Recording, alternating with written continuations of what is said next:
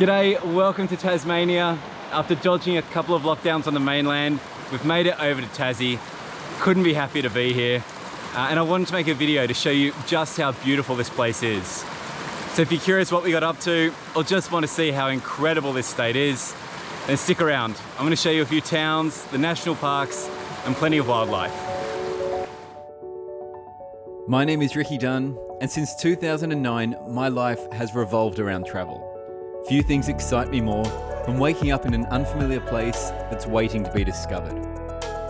Vibrant cities, rural villages, out in nature, I love it all. And luckily, my wife Nat feels the same. Our adventures are only just getting started, so join us as we explore the world in a life done differently.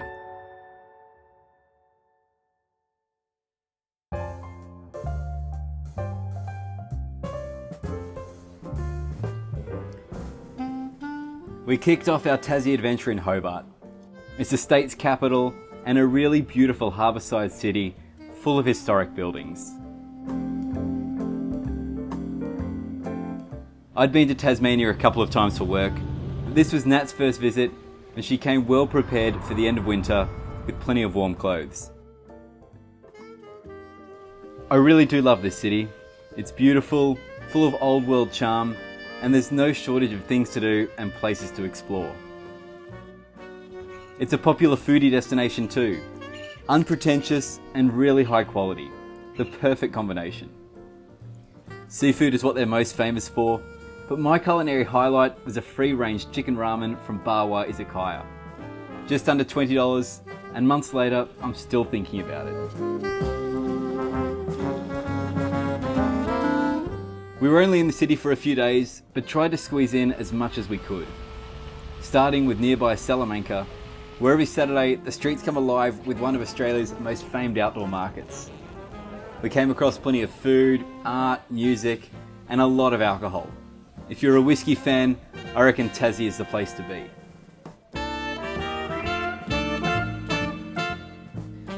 We do a lot of our exploring on foot, often without any real plans. This was the case when we made it roughly 30 minutes from the middle of town and discovered the city's botanical gardens. A really good find, as they're free to enter and full of beautiful trails. A short drive from Hobart is Richmond, a pretty little town whose claim to fame is being the home of Australia's oldest bridge that's still in use. We enjoyed an afternoon wandering around and learning about some of Tasmania's convict history, which included building the bridge in the 1820s.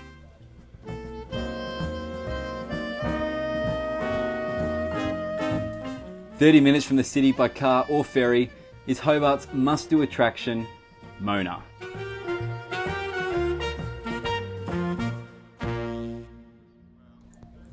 At David Walsh's Museum of Old New Art, you'll find dining options, accommodation, a brewery, and even a vineyard. But the main drawcard is located within a 3-level subterranean cave that's cut into 240 million-year-old sandstone. It's here we found the weird and wonderful exhibits the museum is famous for. Sadly, nothing I show you will do the museum justice, but if you ever get the chance, make sure you visit.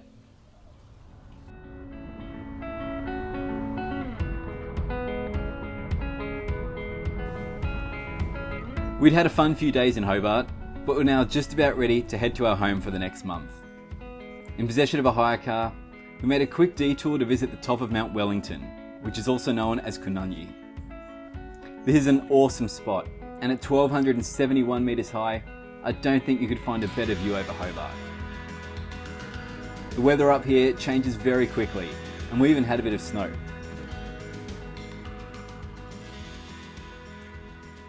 We headed south through the Huon Valley to our Airbnb in Dover, passing endless rolling hills, apple orchards, national parks, and peaceful white sand beaches. Our cottage here cost just under 3,000 Aussie dollars for the month, and we loved our stay. Having grown up in Queensland, a fireplace is still a bit of a novelty, and it was a big selling point in choosing this home. It made for a cosy setting while watching my beloved Melbourne Demons win their first premiership in 57 years. Dover is absolutely teeming with bird life, and some even made it into our fireplace. It wasn't without a little stress, but before we knew it, we had them free and back enjoying the crisp Tasmanian air and the marvellous landscapes over Dover.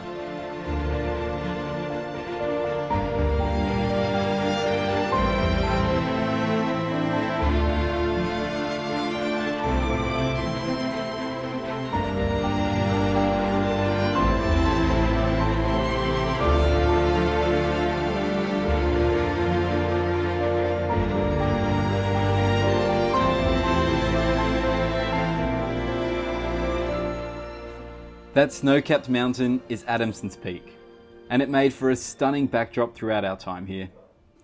We returned our hire car soon after arriving, and would regularly make the 1-hour return journey into town for groceries. Although luckily, Woolworths also delivered. A bus service to Hobart provided easy access to regions further north, but whenever we had a few days off, we would hire a car and explore some nearby areas.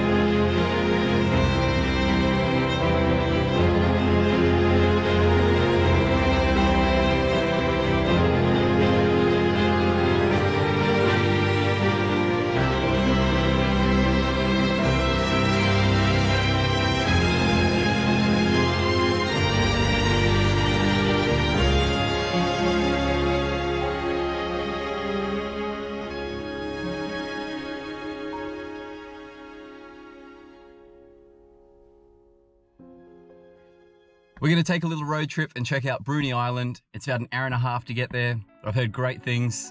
Let's see what it's all about.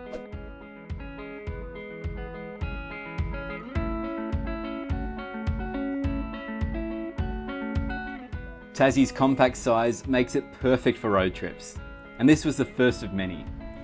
To take the car on the ferry to Bruny Island cost us $38. To see the national park, a pass costs $40 for the day or $80 for 2 months. Considering it's valid at all national parks except for Cradle Mountain, it's a no-brainer. Weather can be unpredictable in this part of the world, and with rain falling, we decided to skip South Bruny National Park and cruise around the island instead. We got our hearts pumping with a walk up to this lookout at the neck. And apparently, you can see lots of penguins here in the evening.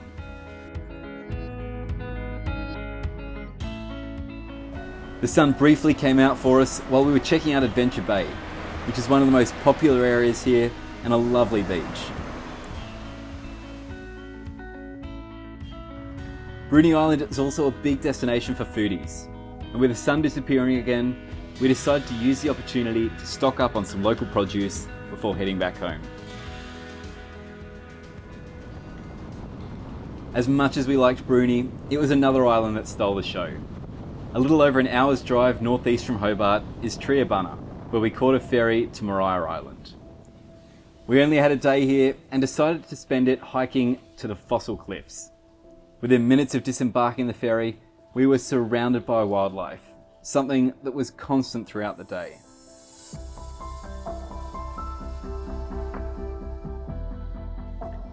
Along with spectacular scenery, a big drawcard for Maria Island is wombats. These little lawnmowers are everywhere, and they're incredibly cute. They're actually the closest living relatives to koalas, but far more interesting to watch. And to do it in a location like this, with almost no one around, was simply awesome.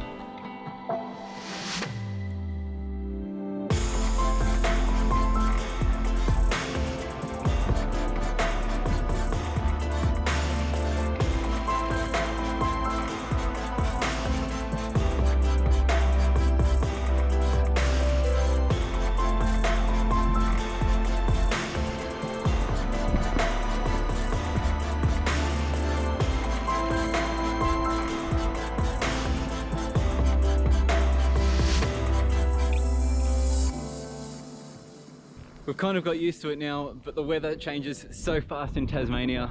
1 minute it's sunny, the next, that's all laid up again. She's always laid up anyway. These are the Fossil Cliffs, and there's loads of fossils in them. And it's also very pretty.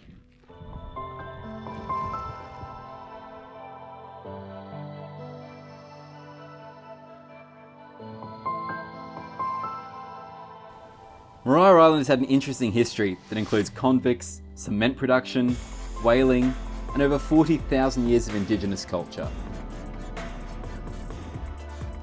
Locals will tell you Bruny is like a miniature version of Tasmania. I'm going to tell you that from the fraction I saw, I reckon it's one of the most underrated destinations in Australia, and I've been lucky enough to visit a few.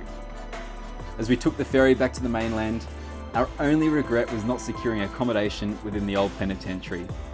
Would have been nice to stay longer, but there's always next time.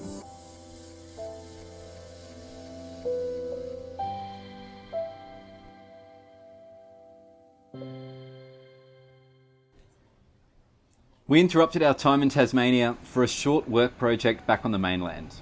And after a few weeks away, we flew into Launceston, the state's second biggest city. To the locals, it's Lonnie. And while much quieter than Hobart, there's plenty going for it. In our few days here, we visited Cataract Gorge, exploring by foot and on kayaks. And it's hard to believe all of this is literally minutes from the city.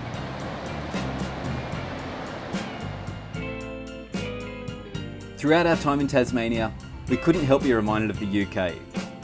But it's not just the lush green landscapes and the beautiful old buildings. This curry from a restaurant called Pickled Evenings was as good as any curry I've had on Brick Lane. It's one of the many great venues to eat and drink here. Not surprising, with the food and wine region of the Huon Valley at Launceston's doorstep. We had a hire car for our first week, so went to check it out. But sadly, wind and rain stopped us from filming much. The sun did come out for us when we headed east of Launceston. Within minutes of leaving the city, we were driving through rolling hills and wineries, reaching the coast about 2 hours later. We made it to the seaside town of Bicheno and decided to pay a visit to the Bicheno blowhole, before heading further north towards St Helens.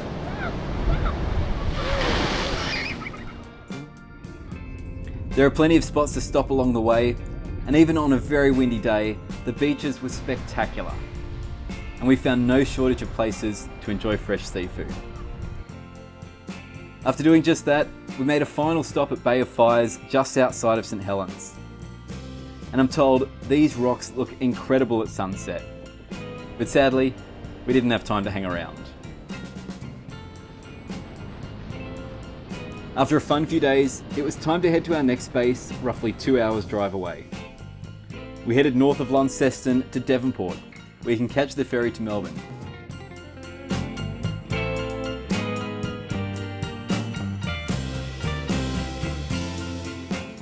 We then followed the coast west, passing some stunning landscapes.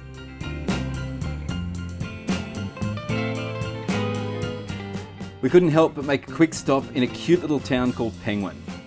In the evenings, you can see colonies of little penguins that live here, and the townsfolk clearly appreciate them.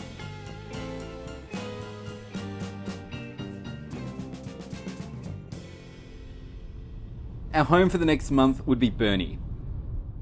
It wasn't somewhere we planned on visiting, but with limited availability over December, it was a good choice, and we're happy we stayed here. We rented a unit that cost $3,500 for the month that offered expansive views over the harbour.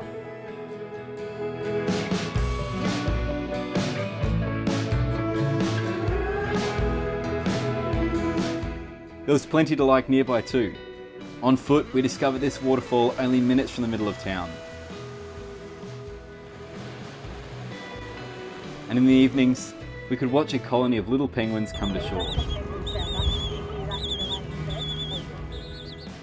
An unexpected surprise was this take a piece, leave a piece art installation under the highway. We would walk past this every couple of days, and new works kept popping up. Add to that a few decent dining options, and we were both very happy here. 5 days a week were dominated by work. When we had a few days off, we'd hire a car. Our motivation for staying in Burnie was to see more of the state's northwest. It's a region I hadn't been to, and I'd heard it offers some of the state's most dramatic scenery. First on our list was Guide Falls.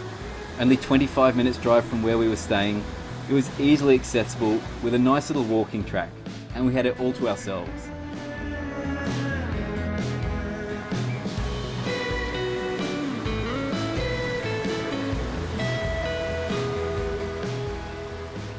30 minutes by car, we found Boat Harbour Beach, and I confess, I had no idea such picture-perfect beaches existed up here.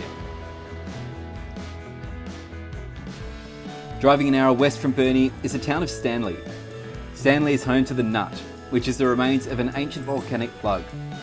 And on a rather gloomy morning, we made the steep 450 metre walk to the top to explore a 2-kilometre circuit and take in some views.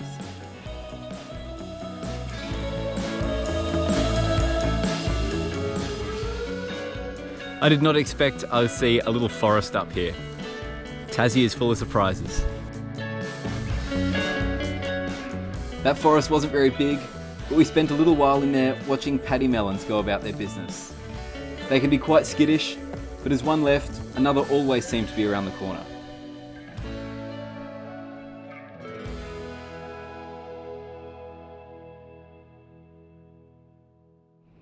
The north had exceeded our expectations, but the 2 trips I was most excited for were still to come. The first of these was Queenstown, roughly 150 kilometres south. I've heard the weather can get a little wet and wild on this side of the state, but there were no such worries for us.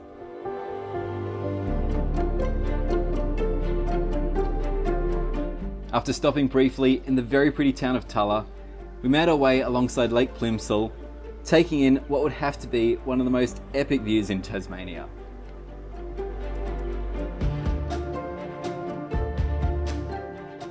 Queenstown itself was a good looking place, and we'd both like to come down here again and experience some of the iconic train journeys on offer.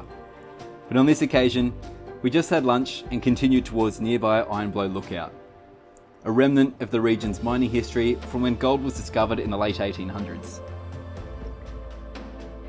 The impacts of this bygone industry are evident for miles in what the locals have dubbed a moonscape. A part of me loves the contrast to the rest of Tasmania. The other is a bit grossed out by the destruction of such an incredible landscape. Across the road is a great little track with views of Horsetail Falls, which is massive.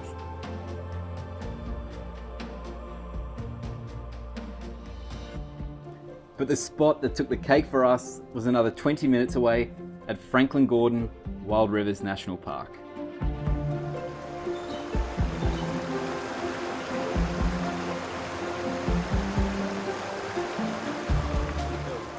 A riverside boardwalk and a trail through lush rainforest brought us to picturesque Nelson Falls.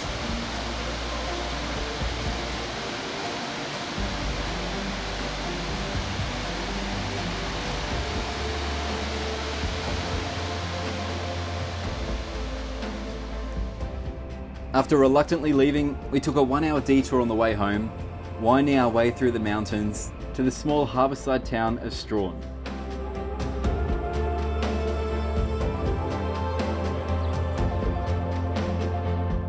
We didn't stay for long, but enjoyed a stroll along the Gordon River before making the 2.5-hour drive back to Burnie.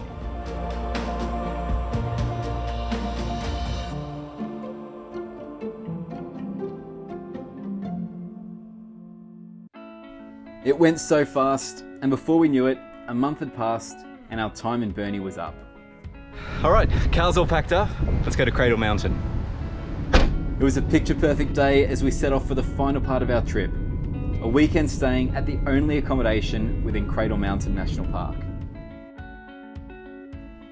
After 90 minutes on the road, we arrived at the Visitor Information Centre and purchased the most economical pass for our weekend stay, which was once again 2 months access for $80.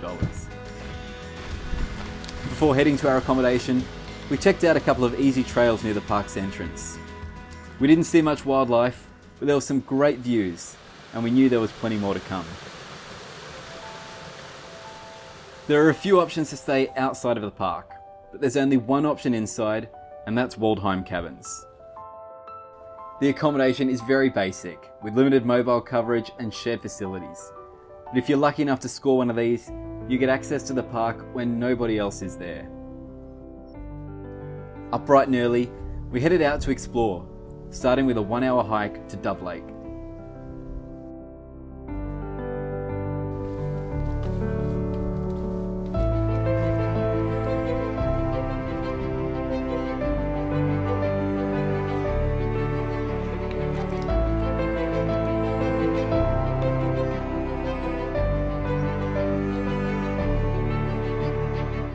When the park opens, a bus takes visitors right up to the lake itself.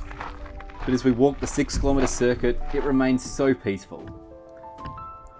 We found so many amazing spots to stop and take in the views, and I'll never forget this day.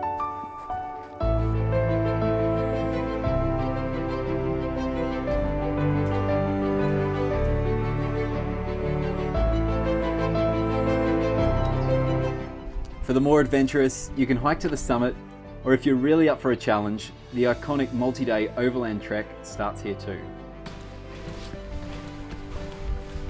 Come 6 PM, the park closes, and as golden hour set in, loads of wombats, wallabies and paddy melons surrounded us.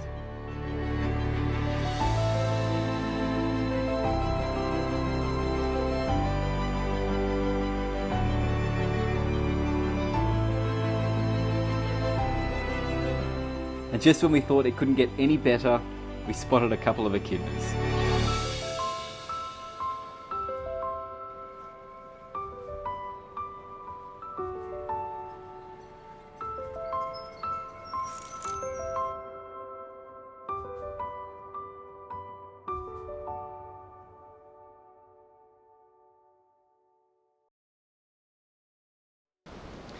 And that brings us to the end of our Tasmanian adventure. On the way back to Launceston, we made one final unplanned stop to see Liffey Falls, which just reinforced how many incredible places there are to discover within Tasmania. We had an unforgettable 2 months here, made even more special by catching up with some local friends. This won't be our last trip to Tasmania. In fact, it may even be our home someday. But for now, overseas adventures await. If you'd like to see future videos, you can subscribe to the channel or follow on social media. And if you have any feedback on what we've created here, or your own tips for Tassie, you can write them in the comments or feel free to send a message. Until next time, thanks for watching.